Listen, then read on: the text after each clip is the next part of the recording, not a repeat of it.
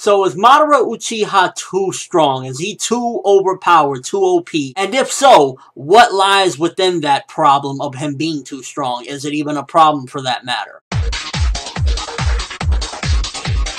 So jumping right into it, I definitely gotta say, yes, Madara Uchiha definitely is way too strong. It was built up to a necessity at this point, though, that he did need a power boost, because once the war was coming to the next point where he was pretty much by himself, he was outnumbered. And while Madara Uchiha, from the get-go, he was already strong, he was outnumbered to the point where he needed some sort of power boost so that at the very least it would even the odds. However, the latest power boost that he got with becoming the Jubi Jinchuriki was definitely a power boost beyond belief. That it took him to a whole different level where he went from, yeah, he's strong as fuck, to, oh my god, how can you possibly stop him? And I'd say Madara, when he first showed up, while he was very strong and it felt like, oh my god, Madara was just hacks OP, it was more grounded, and I felt as though definitely when he first showed up, you know, he took out the 5 Kages and everything, and it was ready like, yeah, Madara, he don't need to go any further. I don't even know why he wants the power of the Jubi Jinchuriki, because at this point, he was already just like ridiculously strong from the time that he showed up throwing meteors on people and everything. So I was already under the impression that Madara doesn't need to go anywhere.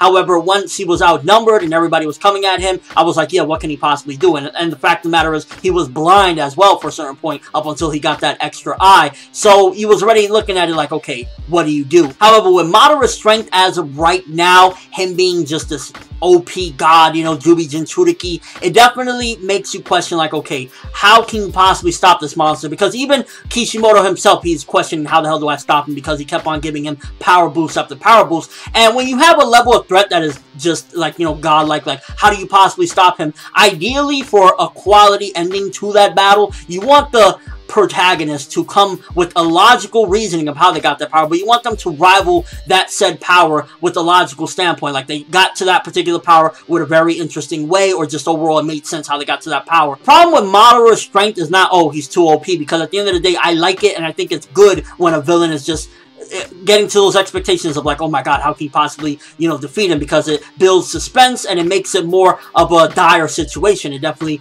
increases the intensity of what's going on. However, it just also writes the author into a corner, and it backs him down like, how do you possibly pull this off a defeat, making it feel realistic, making it actually believable, and overall just not it being some BS of pulling out of nowhere. It's safe to say, with what's going on in the manga right now, that Guy Sensei, my guy, is probably not going to put an end to this war with defeating Madara with the 8th gate. I'd imagine it's going to damage him greatly, but I just don't see it. Like, at the end of the day, I read way too many shonen manga and watched too much shonen anime to see Might Guy, you know, while his main character, he's not, you know, main like Naruto or something like that, defeating the final villain. As epic as that would be, and as shocking as that would be if it actually does indeed happen, which you never know, anything possibly could happen. With the 8th gate, it would have made sense at that, you know, point, because the 8th gate has been built up like it's this incredibly power, you know, this incredible power, stronger than a village leader, and then also my guy, you know, he's a Jonin, so he's pretty strong as well, so it would add up to just this incredible power.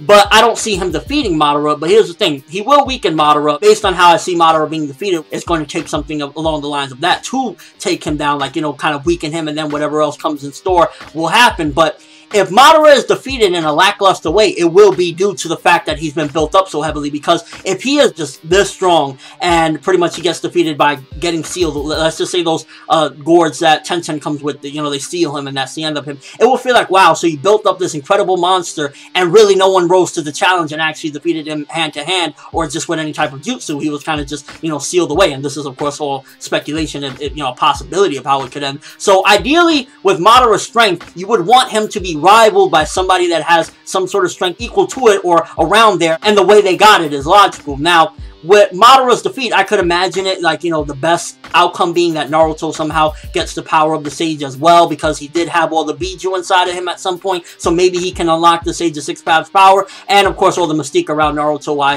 him and his father only had that gold glow to them. There's a possibility that maybe he is indeed the reincarnation of the Sage of Six Paths. So if he can unlock that power, show up, fight Madara, and then take him down, him by himself with the power of the Jubi Jinchuriki rivaling Madara's power, that would be a great way to end it, because at least, you know, he came with the power. It was logical. It's been built up that Naruto had this innate ability in him for a long time now. So, you know, just push it through, and there you go. That's the proper ending. But if Madara is defeated by getting weakened and then they just throw him in a gourd, it would be like, okay, so why build him up that heavily if nobody could rise to the challenge? And in and of itself, that is where lies the problem with Madara being too strong, because Madara is indeed too strong, but that's not necessarily a bad thing. There's been plenty of times where I love when villains are too strong, like Aizen, for example. Aizen was incredibly strong, but it's the execution of when they go out the door that gets kind of muddy when they get too powerful. While I guess it would make sense in a way, yeah, he got weakened, then he gets sealed up, it would feel lackluster when you built up this monster, this incredible strength. Madara Uchiha, we all love him, respect him. He's the badass of the badasses when it comes to the series.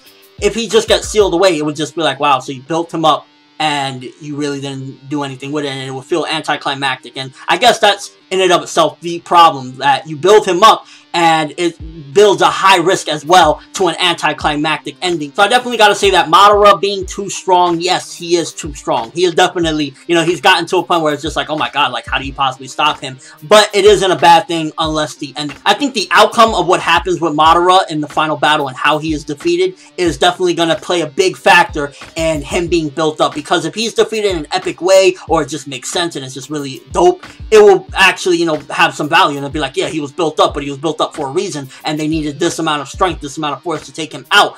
But we just gotta wait and see, really. I think as of right now, the whole thing of, like, you know, Madara being too strong, he is, but it's still serving a purpose. It still is making the entire Shinobi Alliance back down, and there's like, there's one guy, but he has all this strength, so it makes kind of sense right now. However, if he is defeated in a lackluster way, then that will prove that, yeah, he was too strong, and it cost the author and it cost Madara big time as far as being, like, you know, this impactful villain. What do you guys think as far as Madara? Do you believe that he is too strong? And if so, do you think that that's necessarily a bad thing? Do you think that the outcome of how he's defeated weighs a major factor in that? And just overall, what do you think about Madara's strength as of right now? Do you feel as though he needed that power-up necessarily, because he did defeat the 5 Kage by himself without any power-up? Do you think that the power-up, if anything, is bad, good? What is your whole take on Madara as of right now? For me personally, I like that he's too strong. I'm just scared of the outcome. That's the best thing to put it. I'm worried that the outcome isn't going to be satisfying when you built up this monster, this god, Madara Uchiha, and he could potentially go out in a way that is just unsatisfying. But that's all I have for this video. Thanks for watching. Hope you enjoyed. Thumbs up for Madara Uchiha, because as of right now, he is still kicking ass, and even though he's this OP ass dude, he's still epic as hell. I'm ForneverWorld, and as always, people, have an awesome day.